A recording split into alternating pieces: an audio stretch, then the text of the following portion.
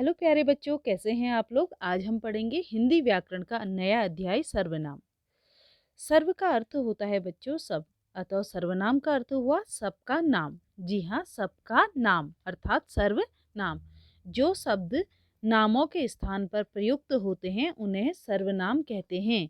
सर्वनाम ना हो तो भाषा में संज्ञा शब्दों को बार बार दोहराना पड़ता है। इससे क्या होता है बच्चों, वाक्य जो होते हैं वो अटपटे लगने लगते हैं। जैसे मीना ने मीना की माँ से कहा कि मीना के लिए घड़ी लाओ। सर्वनाम की सहायता से अगर हम इसी वाक्य को बोलेंगे तो इसका रूप क्या होगा कि मीना ने अपनी माँ से कहा कि मेरे लिए घड़ी लाओ। मीना के स्थान पर प्रयुक्त शब्द जो थे अपनी और मेरे, वो क्या है बच्चों, सर्वनाम। अर्थात सर्वनाम संज्ञाओं की पुनरावृत्ति को रोककर वाक्यों को सौंदर्य युक्त बनाते हैं। इसलिए कहा जा सकता है सर्वनाम की परिभाषा में कि संज्ञा के स्थान पर प्रयुक्त होने वाले पद सर्वनाम कहलाते हैं। जैसे मैं, तुम, वह, उसका, उसे, तुम्हारा आदि, ये सारे सर्वनाम के उदाहरण हैं। तो सर्वनाम के प्रयोग से वाक्य सुंदर, सुगठित और संक्षिप्त हो जाते हैं बच्चों। सर्वनाम के प्रायः 6 भेद किए गए हैं जिनका अध्ययन हम आगे करेंगे। तो करते हैं सर्वनाम के भेदों का अध्ययन। सर्वनाम के 6 भेद में सबसे पहला सर्वनाम है पुरुषवाचक सर्वनाम, दूसरा निश्चयवाचक सर्वनाम, तीसरा अनिश्चयवाचक सर्वनाम, चौथा प्रश्नवाचक सर्वनाम, पांचवा संबंधवाचक सर्वनाम और अंतिम निजवाचक सर्वनाम, जिनका अध्ययन हम करेंगे। तो सबसे पहले बच्चों आपके सम्मुख हम कौन सा पढ़ेंगे? पुरुषवाचक सर्वनाम। कौन सा पढ़ेंगे? पुरुषवाचक सर्वनाम बच्चों। सबसे पहले हेडिंग क्या है? पुरुषवाचक सर्वनाम। जिन सर्वनामों से कहने वाले, सुनने वाले या जिसके बारे में कुछ कहा जाए तीनों पुरुषों का बोध होता है उन्हें हम पुरुषवाचक सर्वनाम कहते हैं बच्चों। जिनसे क्या होता है, जिन सर्वनाम से कहने वाले, सुनने वाले और जिसके विषय में बात की जाए उसका बोध हो उन्हें हम पुरुषवाचक सर्वनाम कहते हैं। जैसे मैं, हम, तुम, तू, आप, वह, वे आदि। पुरुषवाचक सर्वनाम के भी इन्होंने 3 भेद कर दिए गए हैं: उत्तम पुरुष, मध्यम पुरुष और अन्य पुरुष। उत्तम पुरुष क्या होता है बच्चों? जिन सर्वनामों का प्रयोग बोलने या लिखने वाला व्यक्ति स्वयं के लिए करता है वे उत्तम पुरुष में आते हैं, जैसे मैं और हम।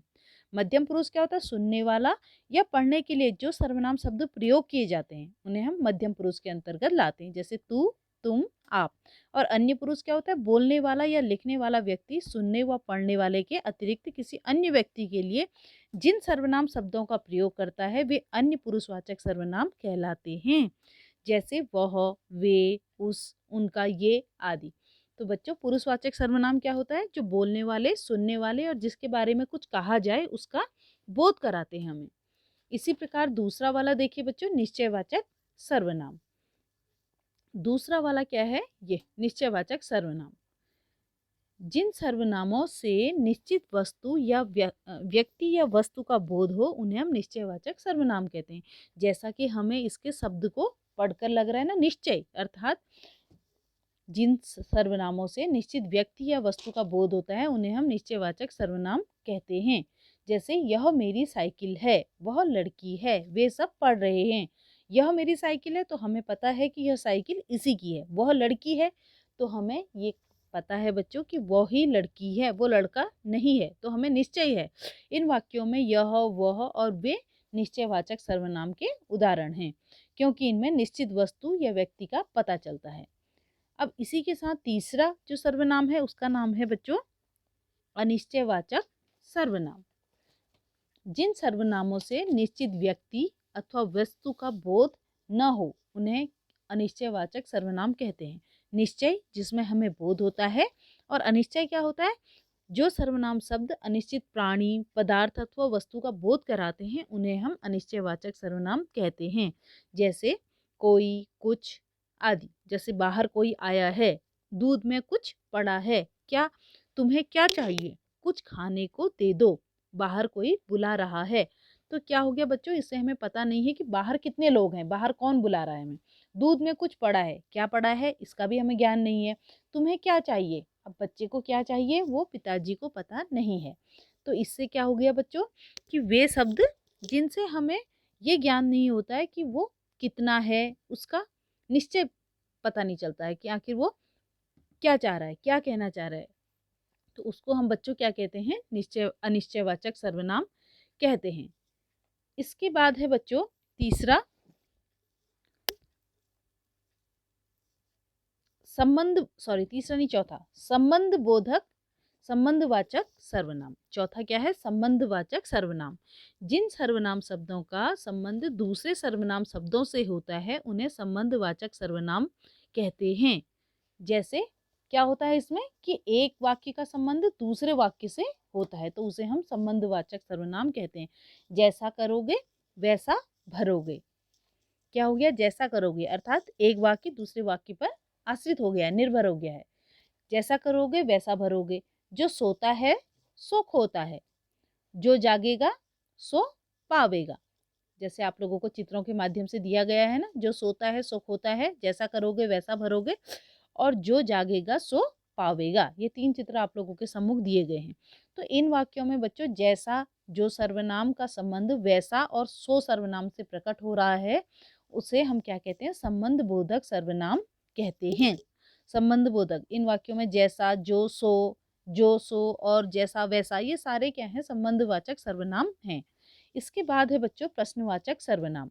जो सर्वनाम प्रश्न पूछने के लिए प्रयुक्त होते हैं वे प्रश्नवाचक सर्वनाम कहलाते हैं। जैसे तुम कहाँ से आ रहे हो, कौन आ रहा है, अध्यापिका ने क्या कहा। ये क्या हो गए बच्चों, जैसे तुम आज शाम को क्या कर रहे हो, कोई दरवाजा खटखटा रहा है। कोई ऐसे प्रश्न किया जाएगा। अगर हम कहेंगे कोई दरवाजा खटखटा रहा है तो कोई तो अनिश्चयवाचक में आ गया। अगर हम कहेंगे कोई दरवाजा खटखटा रहा है, प्रश्न करेंगे हम, तो ये क्या आ गया बच्चों, प्रश्नवाचक आ गया। अंतिम सर्वनाम है निजवाचक सर्वनाम। जिन सर्वनामों का प्रयोग अपनेपन का बोध कराने के लिए किया जाता है उन्हें हम निजवाचक सर्वनाम कहते हैं। निजवाचक सर्वनाम क्या होता है बच्चों, जिसमें हम अपनेपन का बोध कर हमें होता है। जो सर्वनाम शब्द वाक्य के कर्ता के साथ अपनत्व दर्शाने का प्रयोग किए जाते हैं उन्हें हम निजवाचक सर्वनाम कहते हैं। जैसे स्वयं के लिए, अपने आप के लिए, खुद के लिए। खुद उठकर पानी ले लो, मैं स्वयं जाकर उसे बुला लूंगा। वह अपना काम कर रहा है। अपना किसके लिए कहा गया, स्वयं के लिए। तुम्हें स्वयं जाना चाहिए, मैं अपने आप लिख लूंगी। तो ये क्या है बच्चों, निजवाचक का जो सर्वनाम का प्रयोग किया जाता है वो स्वयं के लिए, कर्ता के साथ अपनत्व बनाने के लिए किया जाता है। आप शब्द का प्रयोग पुरुषवाचक सर्वनाम, मध्यम पुरुष और अन्य पुरुष तथा निजवाचक सर्वनाम दोनों रूपों में होता है। जैसे आप कहाँ जा रहे हैं, मध्यम पुरुष आदर सूचक हो गया। आप मोहन के दादाजी हैं, अन्य पुरुष में आ गया। और उसने अपनी रक्षा आपकी, निजवाचक सर्वनाम हो गया। तो आप जो शब्द है बच्चों उसका प्रयोग तीनों में होता है, मध्यम पुरुष आदर सूचक में, अन्य पुरुष में आदर सूचक में और निजवाचक में सर्वनाम। तो आपका ही उदाहरण है, आप मतलब स्वयं।